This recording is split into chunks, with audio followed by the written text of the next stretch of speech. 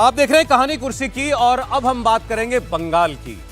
देखिए, बंगाल का मुद्दा अब चुनाव की दृष्टि से आप अगर हम देखें तो ठीक बात है कि भाई बहुत महत्वपूर्ण है, बीजेपी के लिए भी बहुत महत्वपूर्ण है, ममता बनर्जी के लिए तो एक ही राज्य है तो ये सब कुछ उन्हीं का वहीं पर है।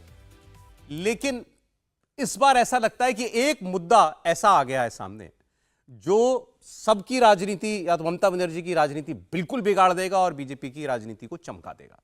अगर इस मुद्दे को अगर ठीक से लोगों तक पहुंचाया गया तो संदेश खाली में जो हो रहा है, शायद शुरुआत में ये भी तो हमको पता था कि सब कुछ बहुत भयावह है, लेकिन उसके बाद जिस तरीके से पहले ममता बनर्जी ने इसको डाउन प्ले करने की कोशिश की, अरे कुछ हुआ ही नहीं है, ये तो आरएसएस के लोग हैं, ये मुंह पर कपड़ा बांधकर महिलाएं क्यों बोलती हैं, तो उन्होंने इनके मतलब ऐसा करने की कोशिश की कि इसके खबर के ऊपर या इस आरोप को ही संदेहास्पद बना दो, क्रेडिबिलिटी इसकी कम कर दो। लेकिन वो हुआ नहीं और उसके पीछे सबसे बड़ी वजह है संदेश खाली की महिलाएं। वो महिलाएं पिछले लगभग 2 हफ्ते से, जब से ये मामला चर्चा में आया, वो तो प्रोटेस्ट तो पहले से कर रही है, 2 हफ्ते से लगातार निरंतर वो डटी हुई हैं, लगातार अपनी बातें मीडिया को पहुंचा रही हैं। इतना ही नहीं, ग्राउंड पर वो जो शाहजहां शेख है, जो मुख्य आरोपी ममता बनर्जी की पार्टी का, जो फरार है अभी, उसके ठिकानों पर जा जाके ये महिलाएं और वहां के स्थानीय लोग जो हैं अब खुद हमला कर देते हैं। इतनी नाराजगी है उनके अंदर। पहले जिस आदमी से वो डरते थे, जिसके गुंडों से डरते थे, प्रताड़ित थे, आज वो जाते हैं तो कभी उसका घर घेर लेते हैं, कभी जाते हैं उसके जो बाड़ा होता है उसके खेत वेत का, उसको आग लगा देते हैं। और ये सारी जमीनें कौन सी थी जो उसने कब्जा कर रखी थी, वो अपनी जमीनें छुड़वा रहे हैं उससे। और ममता बनर्जी ने ये कह करके कि ये लोग शाहजहां शेख को टारगेट कर रहे हैं, नाम लेकर बोला था कि ये शाहजहां शेख को टारगेट कर रहे हैं। तो ये संदेश तो पूरे बंगाल में चला गया कि एक ऐसा आदमी जिसका टेरर है, औरतों के ऊपर जिसने ऐसे ऐसे जुल्म किए हैं, ममता बनर्जी कह रही हैं कि उसको टारगेट किया जा रहा है। अब यहां पर एनएचआरसी की टीम जा चुकी है, SC/ST आयोग की टीम जो है यहां पर जा चुकी है, सांसदों का डेलीगेशन यहां पर जा चुका है। अब जब ममता बनर्जी नहीं इस मामले को डाउन प्ले कर पाई तो उन्होंने इसमें अपने DGP को लगाया। अब अगर ममता बनर्जी कहती थी कुछ है ही नहीं, झूठे आरोप हैं, तो DGP क्या कर रहे हैं वहां पर? एक गांव ही तो है, एक गांव है पानी से घिरा हुआ, 2 बार DGP जा चुके हैं। और DGP और महिलाओं की बातचीत आप सुन लीजिए जरा एक बार। उसका लड़का हुमकी दे रहा है। शेख सदन का दूसरा लड़का है ना, गुंडा बाहिनी है, उसका गुंडा बाहिनी ना, उसको मेरा महिला बार का पुलिस गाड़ी चाल लेते हैं, आपको छापा दे रहा है। तो पुलिस इसे कर लिए है, पुलिस इसे कर लिए है, पुलिस का ये काम है, पुलिस का क्या काम है? क्या वही लगता सुरक्षित तो चाहे तो क्या करे? सुरक्षित नहीं है, हम सुरक्षित नहीं है, हम सुरक्षित नहीं है। अभी गुंडा लगा रहे थे, अभी मारधार करते हैं। तो पुलिस वाला आया था, कल तो पुलिस वाला आया था, पिकेट बना के गया था, पुलिस को स्ट्रिक्ट किया। नहीं, झूठ बात बोले, पुलिस झूठ बात बोले, पुलिस अच्छा नहीं बात है, सच बात नहीं बोले, पुलिस झूठ बात बोले। रूल ऑफ लॉ एस्टैब्लिश करते हैं। रूल ऑफ लॉ माने जो लोग यहाँ हैं उन्हें कानून व्यवस्था ठीक करने में मदद करनी होगी। मेरे साथ अन्याय हुआ, इसलिए मैं भी वैसा ही करूंगा। ये नहीं होना चाहिए। कुछ लोग नहीं चाहते कि समस्या का समाधान जल्द हो। गांव के लोग आग लगा रहे हैं और कुछ लोग उस आग को भड़काने का काम कर रहे हैं। अगर कोई गलत कर रहा है तो हमें बताइए, हम उसके खिलाफ कार्रवाई करेंगे। अगर जमीन पर कब्जा हुआ है तो हमारे पास आइए। अगर आप इस तरह से विरोध करना शुरू कर देंगे तो हमें काम करने में रुकावट आएगी। हमें कानून की रक्षा करनी होगी। जो लोग कानून के साथ खिलवाड़ कर रहे हैं, हम उनसे निपटेंगे। मीडिया के कुछ लोग गलत खबरें फैला रहे हैं। ये गलत मैसेज मत दीजिए, नकली पत्रकारिता मत कीजिए। किंतु एर माने नहीं कि उनके अधिकार अच्छे कि उन्हीं कारोबारी भेंगे देते पारे। DGP साहब के पास ममता बनर्जी की तरह सबके लिए नसीहत है, मीडिया के लिए भी नसीहत है, जो गाँव वाले हैं उनके लिए भी नसीहत है। अरे आपने क्या कर लिया, क्या किया आपने? महिलाओं ने मीडिया पर कैमरे पर आकर कहा था कि हमको रात को उठा करके ले जाता है हमारे घर की औरतों को। क्या किया उस वक्त आपने? इंतजार कर रहे थे आप? कोई था पुलिस वाला वहां पर? आज आपको नजर आ गया कि यहां मीडिया गलत रिपोर्टिंग कर रहा है। हाँ ठीक है, ये बात कोई इसका समर्थन नहीं करता कि वहां पर कोई हिंसा कर रहा हो, लेकिन ये उनका आक्रोश है वहां की और खासकर औरतों का, जो वहां निकलता हुआ दिखाई दे रहा है। हर्षवर्धन जी, मुझे लगता है कि जरा इसको लोगों को देखना समझना चाहिए।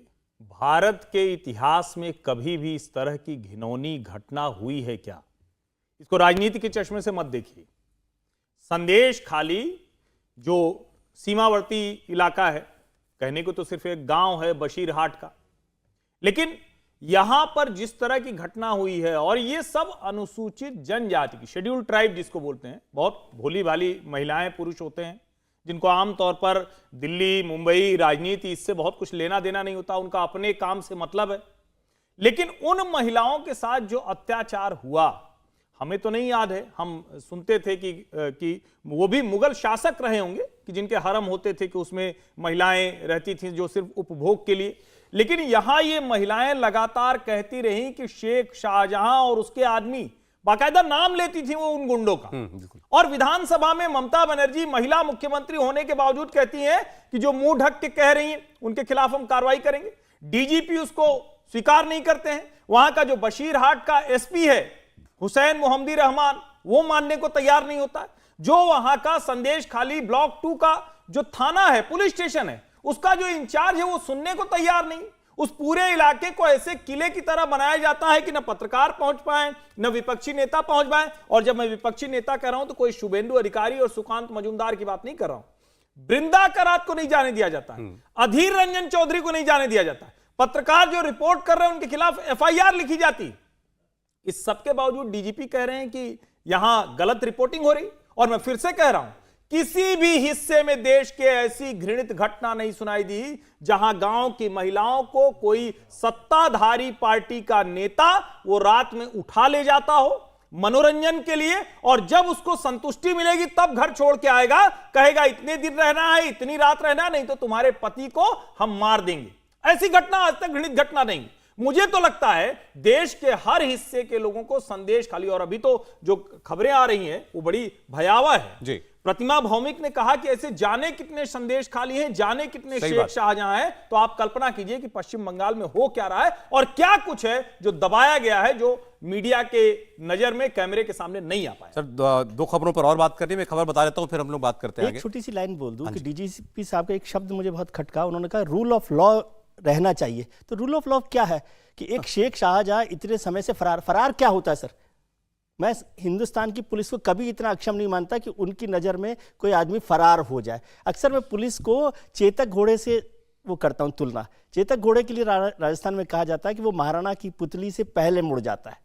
अच्छा, तो एडमिनिस्ट्रेशन वही है कि वो राणा की जो पुतली है ना, चीफ मिनिस्टर जो है, लीडर जो है, उसकी पुतली से काम चलता है। क्या कोई ऐसी पुलिस इतनी अक्षम होती है कि वो शेख शाहजहां फरार तो कोई हो ही नहीं सकता। पुलिस की नजर से कुछ भी बचा हुआ नहीं होता। तो रूल ऑफ लॉ तो डीजीपी साहब को देखिए, पहले मुड़ जाती है पुलिस। शेख शाहजहां को देखिए, उससे पहले रूल ऑफ लॉ तो बहुत पहले गायब हो चुका, वहां से खत्म हो चुका। और ये उत्तर प्रदेश का उदाहरण देना चाहिए कि जनता से बड़ी राजनीति कुछ नहीं है। राजनीतिक मजबूरी आपकी जनता ही हो सकती है। उत्तर प्रदेश सरकार ने 1 मिनट में फैसला कर दिया नकली ये पेपर फर्जी लीक को लेकर। ममता जी को समझना चाहिए कि ये जो गुस्सा है, पता नहीं किस भुलावे में रही वो, उनको लगा कि नहीं इसमें कुछ नहीं है, हम इसको बुलडोज करके इस खबर को शेख शाहजहां से ज्यादा खुद को बचाना जरूरी है ना, ये भी तो होगा।